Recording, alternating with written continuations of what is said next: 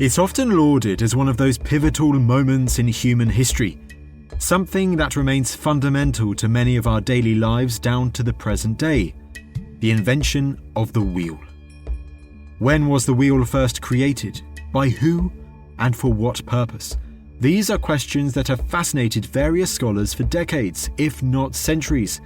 Opinions remain divided as to where should be labelled the birthplace of the wheel, if there even is one birthplace.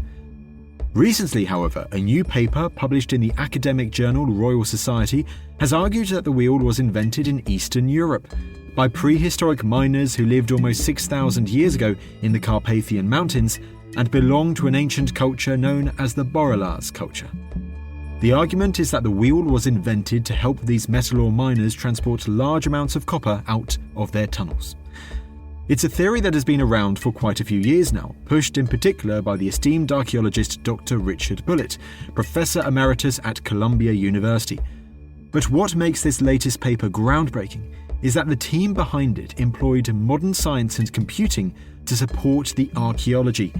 They used powerful computers to create models and simulations to add further evidence as to why this theory that the wheel was invented by copper-seeking miners in the Carpathians is likely.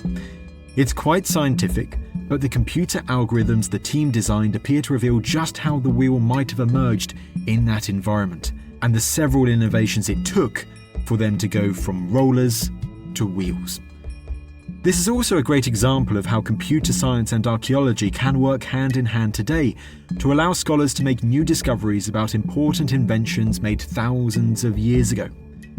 Now, to unpack this theory and the science behind it, we're going to divide this episode into two parts. The first part is an interview with Dr. Richard Bulliet to learn more about his work studying the world's first wheels and how he came to the conclusion that the Carpathians were where they were first invented.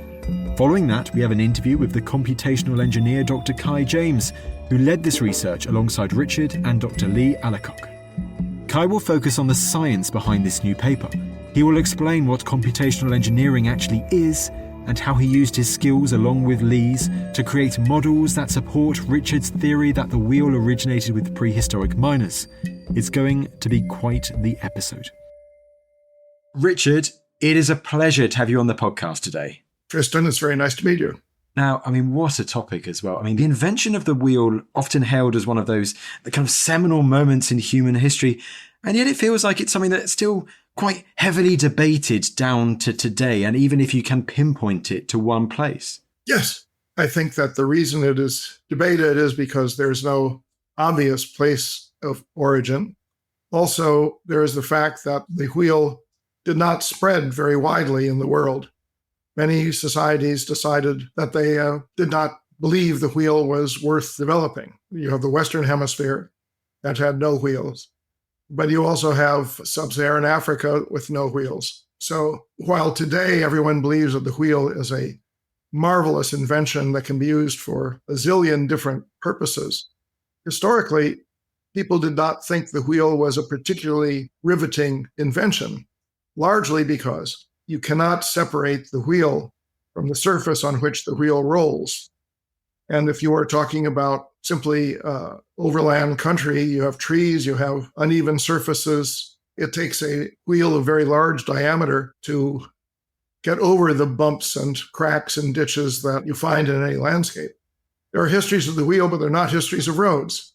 Has there been much debate ranging as to where and how the wheel was first invented? Should we be looking at one location or several different locations at the same time, almost spontaneous emergence of the wheel by particular communities? You have essentially three areas that have been put forward as likely starting places. One of them is Mesopotamia. That's the oldest theory. So that's Iraq and that area in the Middle East? Well, specifically in Iraq. For example, Egypt did not have wheels, even though it's not that far away from Iraq. 3000 BC is when you have roughly the first evidence of wheels in Mesopotamia, in Iraq. They take the form of pictures of a four-wheeled military vehicle pulled by animals that look roughly like horses, but they're not horses. And there's sort of a consensus that this animal was a wild ass native to the region, And very recently, it's been established through DNA evidence that the wild asses are actually a hybrid between a domestic donkey and an indigenous wild ass. So now people are saying that you had a domestic animal called a kunga that was in the Middle East, apparently quite some time, but entirely disappeared.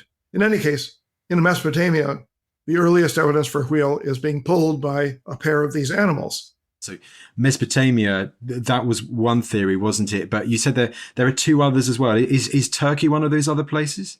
Well, let's say it's the Black Sea, either on the northern edge, which seems more likely because that's a flat plain, whereas the southern is high mountains, so that the interior of Turkey, and particularly at the eastern end around Armenia, you get the first coming of horses into the Middle East and the connection between domesticating horses and using wheels. Some people have argued that riding horses comes before using horses for pulling a vehicle. Other people have argued that pulling the vehicle comes before riding horses. But in any case, the connection with horse domestication points to either sort of southern Ukraine or into Kazakhstan or possibly into Turkey, where you have more literary records. Then there's the third area, is basically in Southeast Europe, in the Carpathian Mountain area, where you have no horses back 3,000 to 4,000 BC. So you divorce the invention of the wheel from the invention of horse harnessing. And this has not appealed to many people, but I think the evidence is quite strong that this is actually where the wheel first appeared, and then the harnessing of animals to the wheel is a second step. Well, let's explore that now then. So you mentioned the Carpathians, so kind of Eastern Europe area. And what is this culture that is central to our talk and to your research today, the Borrelaz culture? What is this culture? You have a Copper Age that comes before a Bronze Age. And the Copper Age made artifacts, many of them just decorative, out of copper. And the copper was mined in various places, but particularly the early Copper Age is in the Balkan Mountains and the Carpathian Mountains of Southeast Europe. The Bronze Age comes a bit later when they start to have tin added to the copper ore, and that produces bronze. But for the Copper Age, it started out with people finding surface deposits with a fairly high copper content. And they could simply roast those and melt out the copper in the stone. But as the surface deposits became depleted, they started to dig trenches and then tunnels to get at the ore. So the question in my mind, and this is sort of where I started, was what were wheels used for to begin with, rather than how were they built or where were they found? Because many people have thought that you would have, say, the big stones of the pyramids or something like that. You would have to roll them into place. So they thought there'd be rollers. But the thing is, circa 4000 BC, the loads were either divisible into loads you could handle, just carrying them on your back or even attaching them to a cow or something like that. Most things could be divided into manageable loads. Or else they were stones that were huge, that were too big, really, to be rolled along. What you have with mining is that you're moving ore that has very substantial weight, but has very little content of metal. So you have to move tons and tons of ore in order to smelt out a few pounds of copper. So moving this huge amount of heavy stuff, it's assumed that this was done by people who had baskets or trays, and they would slide the tray or the basket along the floor of the mine. So, as you say, it's the Copper Age, and already you've had many years of people extracting copper from the surface. Those have run out, so they're having to mine deeper into the mountains to extract copper. And now it's the technology that they have available to then get those large amounts of mineral, of rock out of those. I mean, should we say mine shafts? Should we be thinking of like narrow? Probably trenches before tunnels. Depends on how deep you have to go. because once you start mining, you tend to continue until you've depleted the deposit. But the Bolaraz culture had copper, but not in huge amounts. Earlier cultures in Southeast Europe had more copper. But I think as the copper became scarcer, because the ores were less rich, you had a stronger and stronger need to move very substantial quantities. And one of the things no one else seems to have paid attention to in the history of all of this is that in Europe, mining continues to use small hand-pushed carts in mines from 3500 BC until 1900. And the important thing here is that if you have a trench or a mine, you are creating the floor surface that you have to move the ore along as you go. So you're actually building an underground or a subsurface road to go along with moving the ore. And I think that was an important factor because for the first time you have an actual physical connection that is very logical between the rolling wheel and the surface on which it rolls. You're in a low tunnel or in a trench, and you've a pathway that you've dug that is fairly smooth. If you have a tray or a basket, pushing it up a slope to get it to the surface, you're basically simply sliding it along. Now, as soon as you put even one roller underneath it, you're making it easier to move.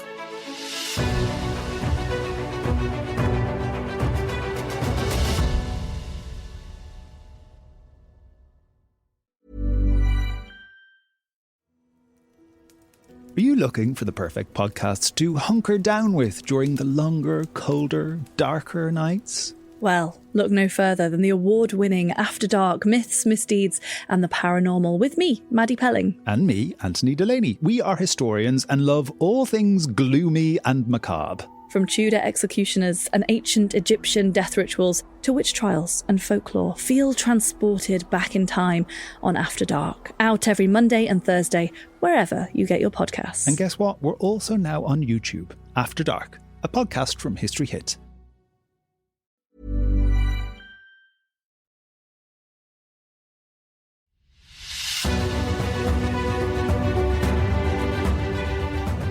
Do we know what technology preceded it? How these people would have gone from, what they would have been using before, and then potentially taking that next step to then create kind of this wheeled transport to transport this copper material out of one of these narrow spaces? We do have some very early images, but not as early as the Copper Age, of this kind of mining. People, say, carrying things on their shoulder or pushing a basket. What happened in the Bolaraz culture, this sort of late Copper Age culture in Slovakia, is that they started to drink beverages out of square cups with wheels on the bottom. Hang, wait. So this is archaeology discovered from the culture. Cups, so ceramics, but they have wheels on them. Yes, or they're built to have wheels on them. Usually the wheels have not survived, but the holes that the axle goes through have survived at the bottom of the cup. Drinking in ancient times in a lot of cultures is an enormously important social activity. Some cultures will drink out of the skulls of their enemies, or they'll drink out of rhytons that are sort of long horn-shaped things. But even back to the earliest societies, such as Sumer in southern Iraq, you'll have people drinking out of a common bowl using straws. So the idea that drinking is a ceremonial activity that is important for the socialization of a culture, but only one place do you drink from cups that have wheels on them. This is not passing the port at Oxford High Table, where you have a trolley that carries the port bottle along. This is a cup several inches in width and breadth, and you have bosses or protrusions on the bottom with holes in them for an axle to go through. And these cups are not pulled by animals. They are presumably pushed. You also have a number of the cups that have survived. We have about maybe 150 examples. 150 examples. Wow. I'd never heard of them before. No, Eastern European archaeology before the fall of the Soviet Union, knowledge of what was being found archaeologically in the Soviet zone and the Western zone was not disseminated very well.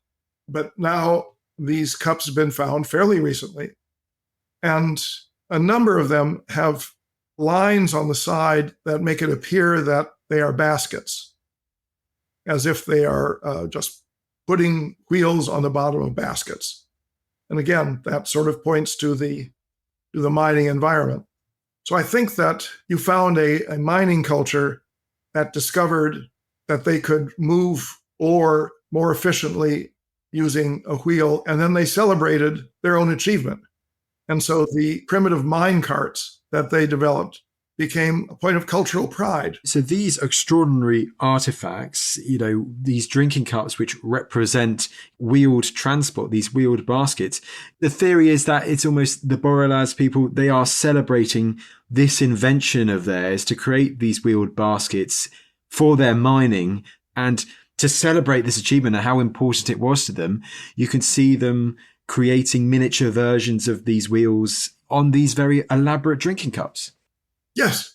And then once the wheel started to spread, it was no longer that point of extraordinary achievement for other cultures. They were just having a borrowed technology. But the important thing about these cups that single them out from other early evidence is that they are a type of wheel that becomes obsolete in most environments. It's not been recognized sufficiently that the earliest wheels come in two different varieties, and substantially different varieties. The first one, which you have in the Boleraz culture in Slovakia, is the wheels are attached to the axle in a way that they can't turn. So it's just straight, kind of going up and down kind of thing, not going around curves and so on. Yes, it's very clear that the wheels do not rotate at the ends of the axles. And the way you can tell that is that you have a round wheel, and then you have a hole in the middle of the wheel where the axle goes through. But in the earliest wheels, that hole is square, so it can't turn. And we have square holes in the earliest wheels that are found in the Carpathians and also into the adjoining Alps. And these are the earliest full wheels we have. Whereas in Mesopotamia, we have no example of there ever being a wheel that couldn't turn. So Richard, this is quite interesting. So it's kind of combining all that information. So you have those ceramics there with the wheels on the bottom, which probably, celebrating this invention. And then the discovery of an actual wheel from that area of the world. Is it using evidence like that to kind of create this hypothesis that it was these types of wheels that are invented, and the purpose for it is to kind of go up and down these narrow tunnels, almost transporting copper out of the mine, bringing them back down in baskets, getting more out kind of thing? Is that how it all comes together? Because I don't know if the Borrelaz culture, if a physical wheel is also from that culture, or is that later? The earliest one, I think, is from the Ljubljana. The Ljubljana marshes wheel, yes. Yeah. And that has a square hole in the center, which means that it could not turn. I think that the wheels used in the mines were smaller, and they have not survived except in the drinking cups. As you take this new technology out of the mine, and you no longer have a groomed surface for it to roll on, the wheels become larger in diameter because they have to go over a rough surface. But also, they use them primarily as a pair of wheels in a cart, whereas the cups show two axles, and it's a four-wheeled. What you have in the mine is a small four-wheeled basket. When it comes out, you have something more like a farmer's cart. So you realize how valuable the proto kind of minecart that is developed by this Borrelaz culture, you realize how important it would be on these baskets for transporting a lot of material out of the mine. And the mining technology continued to use this kind of wheel down to virtually the present day. When you have an axle and the wheels are attached to the axle, there's a word in English for that. That's called a wheel set. And that is what railroads run on. So that the railroad technology comes directly from the mining technology of Boleraz and evolved entirely within the mining community, so that the first railroads are simply continuing trackways that are in European mines. And the history of the railroad is very much the modern history of the Boleraz cups. But in the Middle East, we don't have any examples of wheel sets. In the Middle East, they have wheels that rotate independently. Now, the exception here is that in Turkey, non-rotating wheel sets were in use up until the present day. Not many of them, but they're a lot easier to build than wheels with spokes or that rotate independently. So you find a few images in Roman times and then in Turkish history, you find these non-rotating wheels outside the mining context. But otherwise in Europe, it's the mines that preserve the Boulderaz wheel design. And once the independently rotating wheels come along, almost everyone switches to that type of wheel, which is easier to turn, but harder to build. This is so interesting. So your theory is that the Boulderaz miners of Western Ukraine, or of the Carpathian Mountains of that region, they invented the wheel 6,000 years ago, and it became such an important part of their culture, this kind of basket wheel system. How did you decide you wanted to test this theory with modern technology? What did you decide to do so that you could test this in the modern world? I'm a historian, not a technologist. And I thought that the evidence that I could produce of the continuity of wheel sets from the Boulderaz period through European mining up to the history of the railroad made a very strong argument. But there were various technological elements to the argument, having to do with when did animals start pulling vehicles, what animals were used for that purpose. After all, in the Boulderaz cultures I mentioned, they had no horses, they had no donkeys. And, to get two oxen side by side in a tunnel, you'd have to build the tunnel much bigger simply to fit the animals in. So I thought there was a very strong argument based on artifacts. But how the initial breakthrough came, I did not have a clue on that. I did look at various theories of evolving from rollers, but none of them made much sense to me. And then Kai contacted me and said he had a theory about how rollers could evolve in the direction of wheels. So this is his contribution. He found the technological key to explaining how this could have occurred. But there's a lot more to do in this. And I think that technological historians have to be aware of how complicated the notion of a wheel is, instead of focusing on harnessing the animals, which is very important. I've written on that subject as well. But it's not just a matter of how do you harness the animals, but it's building the wheel itself and thinking of what's the purpose of the wheel. After all, humans got along for tens of thousands of years without any wheels.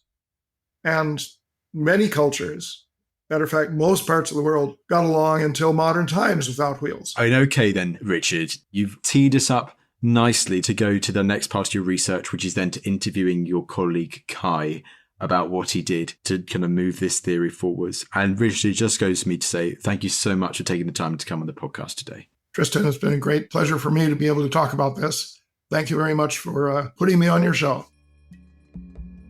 So there was Professor Richard Bulliet talking through why he believes the wheel originated with these prehistoric copper miners in the Carpathian Mountains almost 6,000 years ago. How these wheeled baskets made it easier for them to extract large amounts of copper out of their tunnels. We now move on to the science. Dr. Kai James is a computational engineer who worked on this new research alongside Richard and software engineer Dr. Lee Alacock. Kai wanted to see if his high-tech computer models would support Richard's theory that the wheel originated in the mines of Central and Eastern Europe, and how, technologically, this early wheel design was invented. How exactly can computers help with that? Well, you're about to find out. Kai, it is a pleasure. It is great to have you on the podcast today. It's great to be here. Thank you. Now, we've just heard from Richard about his work and his theory that the wheel originated with these early miners in the Carpathians. I now want to bring in yourself, Kai, and the science behind this new research. But first off, I've seen the words computational engineering. Forgive my ignorance, but what is computational engineering? So computational engineering is essentially any form of engineering that uses computers and the power of computers to solve engineering problems. Often that takes the form of solving mathematical equations. So typically the systems that we engineer are described using physics models. These models could be from dynamics, solid mechanics, aerodynamics. And so we use computers to solve the very complicated equations that describe the physics of those systems. And computers do it faster and much more efficiently than if we were to do it by hand. And then we can also involve computers when it comes to things like creating designs or models of engineering systems. And then more recently, we involve computers in the more creative aspects of engineering. So computers can assist with actual design and helping us make design decisions using tools like artificial intelligence and other related computational methods. And so what led you to stumble upon Richard's research and I guess go from looking at maybe modern technology and new ideas and methods and theories and so on to actually look at engineering from thousands of years ago and the invention of the wheel? What brought you to Richard's research? Yeah, that's a great question. So it is a bit of a departure from my usual engineering problems that I'm investigating. So my work is in the area of engineering design, using computational methods to design engineering systems. And typically those are modern engineering systems like airplanes. But I'm also very interested in the underlying theory and philosophy of design. And so what I wanted to do was see if we could use our computational engineering techniques to perhaps better understand how early engineers, and by early in this case, I'm talking about engineers from 6,000 years ago, how they came up with their designs that were revolutionary to them at the time. Also, I wanted to see if we could use computers to kind of mimic that process, to essentially simulate the way in which early technology evolved. I started out by attempting to come up with an algorithm that could, on its own, synthesize a wheel and axle system. So essentially, the algorithm doesn't have any prior knowledge about what a wheel looks like or how it operates. It only knows that it needs to create some device that assists an operator in transporting some heavy cargo from point A to point B.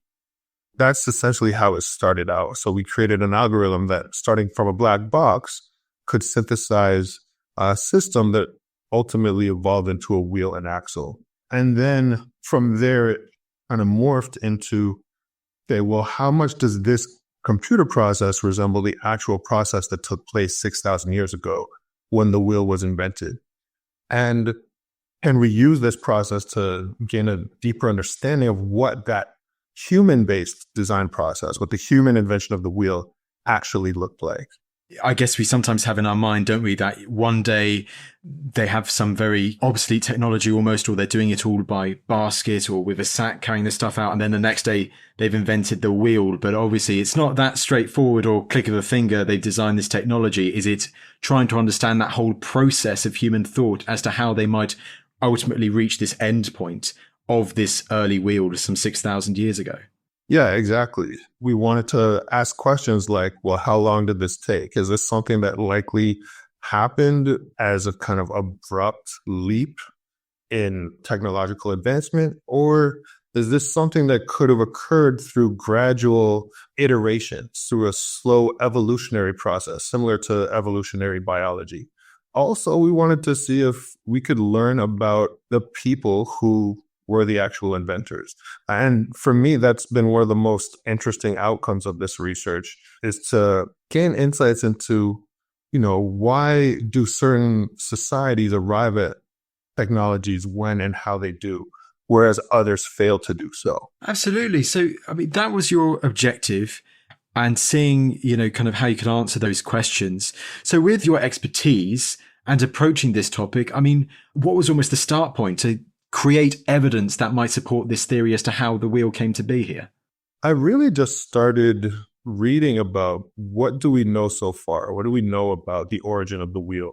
And so I essentially just looked up various sources, mostly academic journals, so journal articles, but also read a few books from various scholars of the origins of the wheel. And one of the books that I looked up and that I ended up reading was the book written by the man who became my co-author, Dr. Bulliet, who's a historian of technology. And I knew that working with him would greatly enhance the project. Well, for one, the credibility that I would receive, as sort of an engineer entering this realm that is not really my own. But also having his insight as a historian, I thought that it would make for a really powerful collaboration. And so that's how the collaboration came about. I found his book, read it, found it really interesting, reached out to him. He responded. And so we had a Zoom call where I pitched my vision, my ideas, my hypothesis, and he was on board. And a lot of our thinking about the origin of the wheel really lined up with one another. And so that's how the collaboration was born. And if you don't mind, and I've read your paper alongside, Dick and Lee as well. Is it Lee's the third author in that paper? Yeah, he's the first author. He's my former PhD student. So he did basically all of the computer programming and mathematical derivations under my guidance. So yeah, he was a huge driving force in the project as well. I mean, and I've read through it, and I noticed when you get to the methodology and what you guys did, there are lots of big, and I must say, complicated equations for me as a Joe Bloggs looking at this from the outside. What were some of the main algorithms that you created that helped you advance this research and ultimately come to your conclusions, which we'll get to in a bit? Good question. So I would say there are three major components. One component was a modeling or simulation tool that we used in order to predict how the structure that comprises the wheel and axle, how it would respond to loading. So the wheel, we think of it as a mechanism, but it's also a structure. It's a rigid structure, and it has to be designed to withstand significant loading. This is key, right? I mean, so the wheel, in essence, is or at least at the time, was a cargo carrying device. So it was used to carry heavy loads that would have been very difficult to drag or to haul. So it had to be very structurally rigid. And so we created an algorithm that would simulate under these loads, how would the wheel and axle respond? How would it bend? How and when would it break in response to that loading? That was component one. And then additionally, we had another module of this broader algorithm that was designed to calculate how much effort would be required to push a cargo of a certain weight, given the wheel's design, right? So if your wheel looks like this, if your axle looks like this, and if the amount of mass you need to carry is 100 kilograms, how much effort or how much force would be required to push that weight along the ground? And so that was another calculation that the algorithm performed for us. And then the third component was what we call an optimizer. So this is a third software tool that communicates with those first two modules and says, okay, this is our current candidate design. Tell me, how does it perform in terms of efficiency, right? How much effort is required to push our mass given this design? And how does it perform in terms of structural integrity? How stiff is it? How likely is it to break under this load? And so the optimizer, this third component, takes that information and modifies the design ever so slightly in a way that improves it incrementally. And so that process takes place in an iterative fashion. It goes through repeated loops of this cycle until eventually it converges on a design, a shape of this system that is optimal. And what that process ended up revealing is that the optimal design, given the particular objectives of the users of the wheel, was essentially, a slender axle capped on either end by two round discs, which we now refer to as wheels. And that optimal design, just to give us a refresher of what Richard said earlier, it's not kind of deep tunnels with big corners that you think of maybe from the Wild West or much later. These are small tunnels, but straight tunnels as well. This is to wheel stuff out in a straight line. So those are the conditions that you're thinking of from 6,000 years ago. Exactly. The nature of this design really fits well with the idea of the mine environment. Because it was likely straight, And we know that early wheel and axle systems, because they were what we call monolithic structures, they're a single part, right? And if you rotate it, everything rotates in unison, as opposed to a multi-body system where you have a separate axle and two wheels attached to it, but they can rotate independently. And a monolithic wheel and axle system can't navigate turns. So the mine environment is one that would have been conducive to this particular very primitive version of the wheel technology.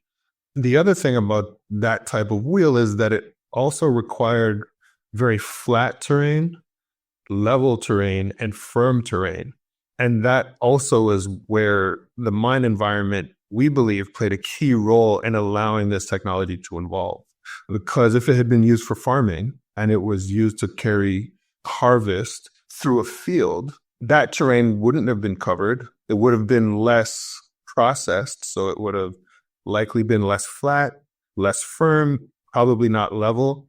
The mine environment is very different. And so that's why we think that this society, which, as far as we know, had no written language, very little mathematical or scientific sophistication, but their particular circumstances were such that they were in the right place at the right time. Whereas, by contrast, a civilization like the Egyptians, who were highly mathematically advanced, highly scientifically advanced, and had obviously every opportunity and every need, had a dire necessity for the wheel, during the building of the pyramids, they apparently did not know about the wheel at the time that they built the pyramid.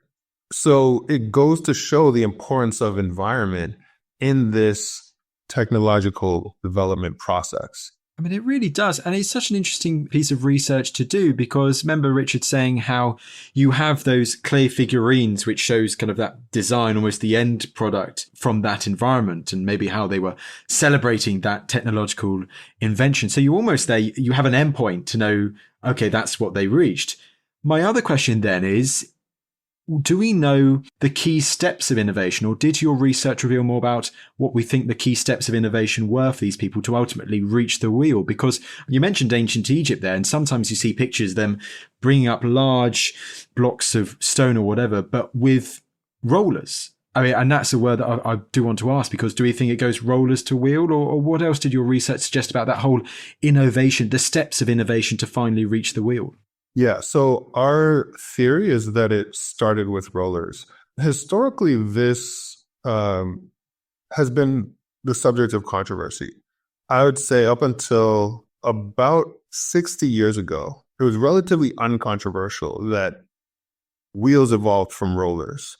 And you can kind of see why. It's very intuitive. A roller is very similar to a wheel in its geometry and the way in which it operates. And so the theory was that they started out using rollers, and then over time, the center region of rollers kind of hollowed out, revealing a slender axle. This actually began to be called into question on the grounds that rollers do not perform well in most environments. Because they require firm terrain, they require flat and level terrain. Rollers have not been used very widely throughout history. And so the argument was sledges or skids, essentially sliding your cargo along the ground on some type of sled. People believe that was the more likely precursor because they were much more widely used. Our theory is that, yes, rollers were very rare, but so is the invention of the wheel itself. If you look back through history, independent discovery of the wheel is something that may have occurred as little as twice throughout the entire history of humanity, which suggests that the inventors were doing something that was unusual, that wasn't very common. And the theory that they were invented in mine, or invented by people who wanted to use them in a mine, fits this puzzle, right? It kind of explains why it's so rare and why this very niche technology, which is rollers, would have been the likely precursor. In a sense, we kind of resurrected the roller theory, which was the prevalent one until pretty recently, but we made some modifications. Earlier theories about how that sort of shape change took place left out a few steps that we included, and we were able to show that these steps were necessary using our mathematical models.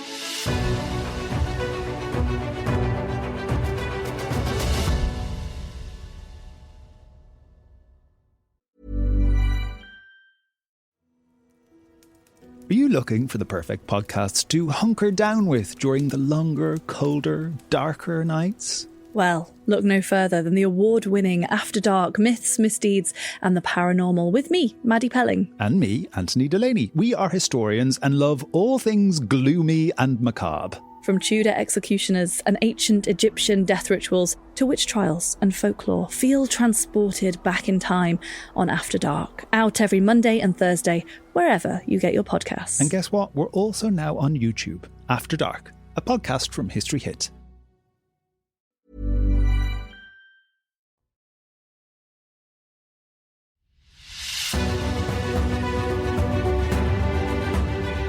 Let's explore these various steps, Kai, because I do see in your paper that you have a few visual images of almost the stages to creating, this early wheel type. So let's explore this.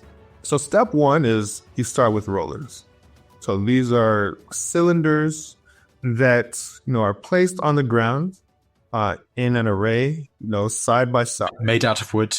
Yeah, they could be made out of wood. They could be made out of logs. And so you place your cargo likely in a cart, some kind of container, and you just push it along.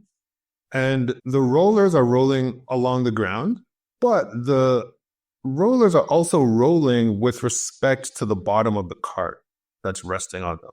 And so we refer to that as bilateral rolling because it's rolling that takes place on two different sides of the roller.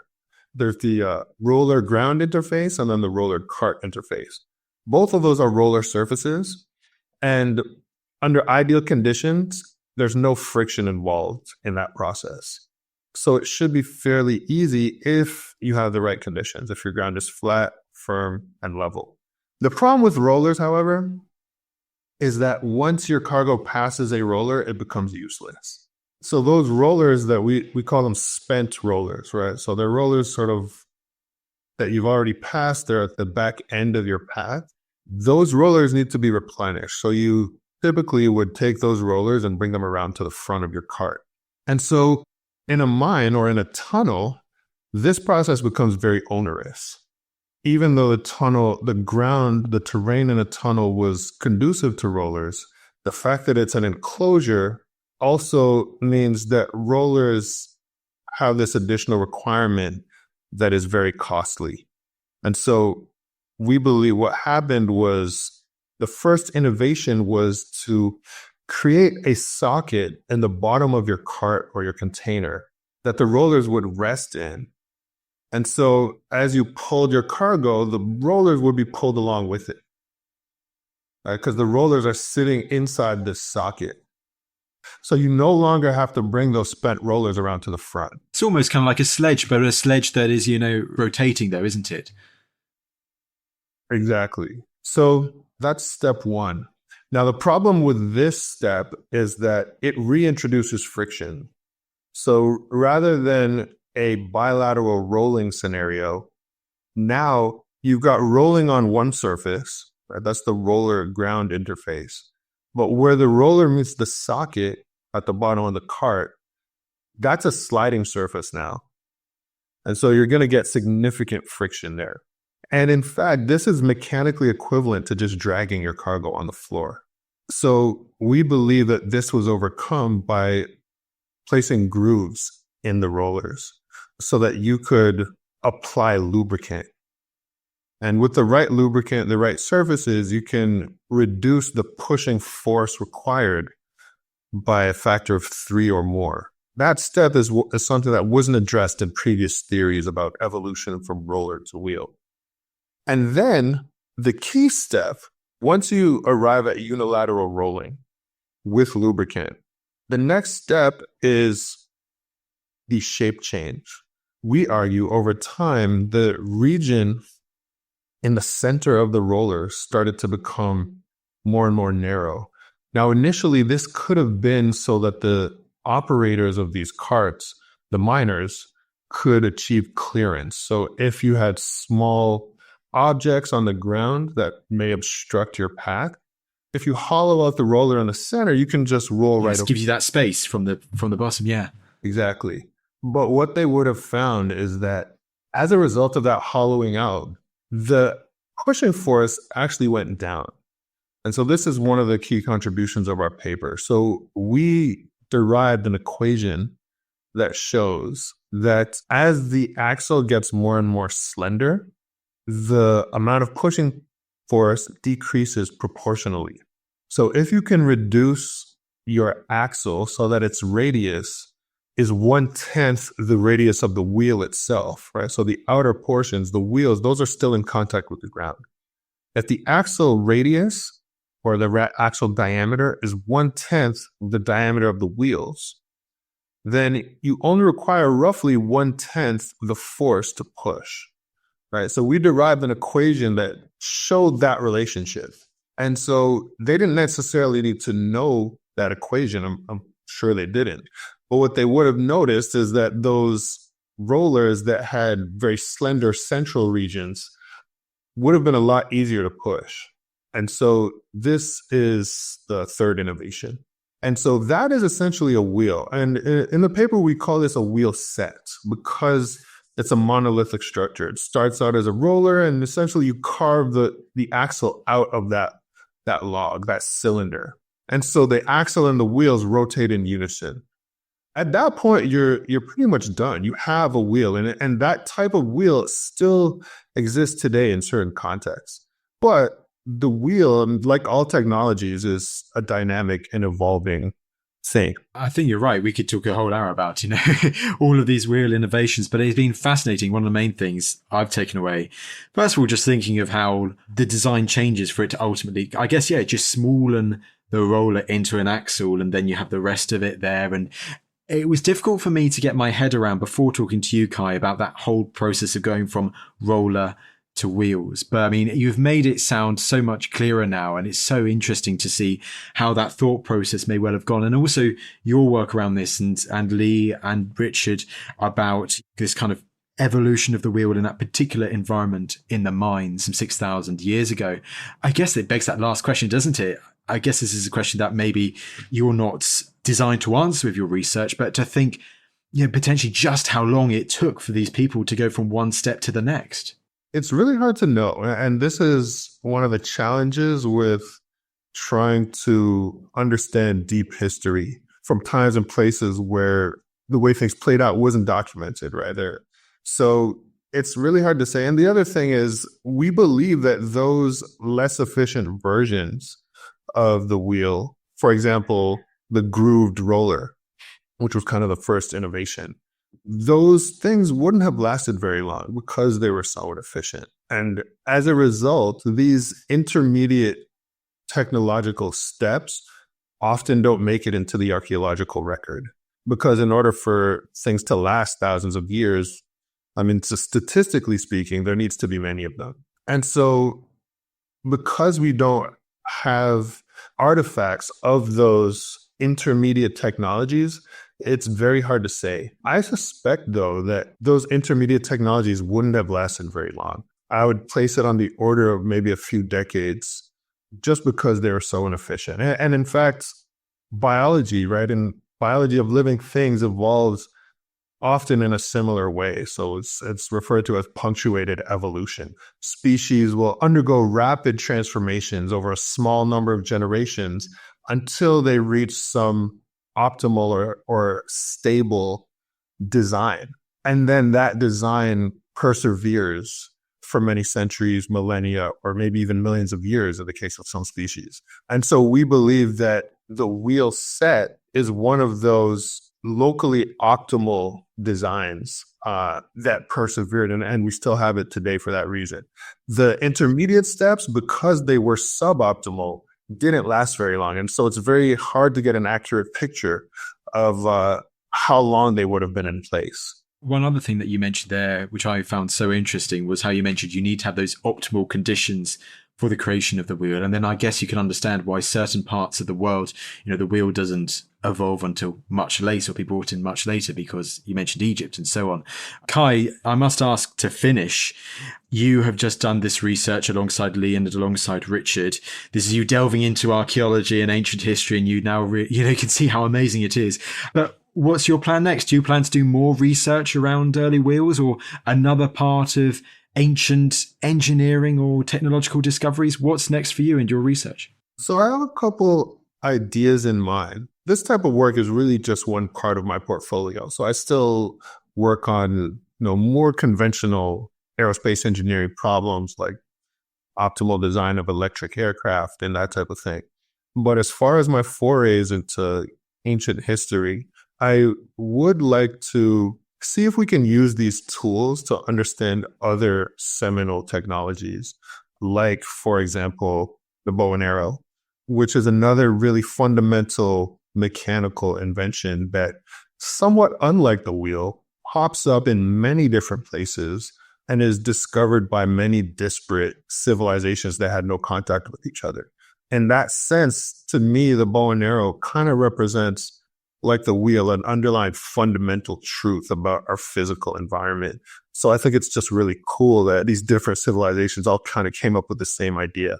And so it'd be interesting to use physics and computational engineering to get a sense of why. And then also, I think my next project will be a little bit closer to home. I want to look at the invention of the airplane.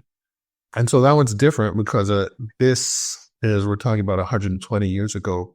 So its evolution is somewhat well documented, but I have a theory that the true invention of the airplane and the innovations that led humans to achieve flight actually took place much earlier than the Wright brothers. And so I think that the evolution is more complicated and more nuanced than even aerospace engineers truly understand. So look out for that. It might be a bit too modern for us, I admit, Kai. However, there are other history podcasts that would be fascinated by that. And that bow and arrow stuff is certainly in the ancients' wheelhouse. So I will keep an eye out for that research when it comes around, and we'll have to get you back on then. But it just goes to me to say, Kai, this has been fascinating to interview you and Richard before you about this extraordinary new paper that has been published around the origins of the wheel some 6,000 years ago. And it just goes to me to say, thank you so much for taking the time to come on the podcast today. Thanks a lot, Tristan. I really enjoyed it.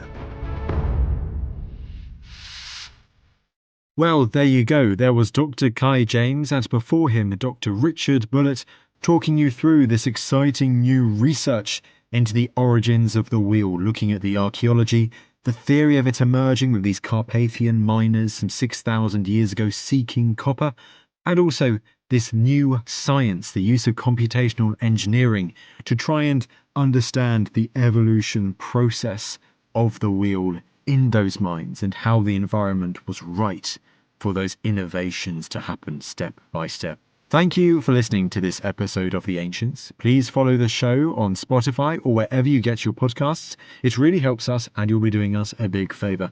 Now, don't forget, you can also listen to us and all of History Hits podcasts ad-free and watch hundreds of TV documentaries when you subscribe at historyhit.com/subscribe.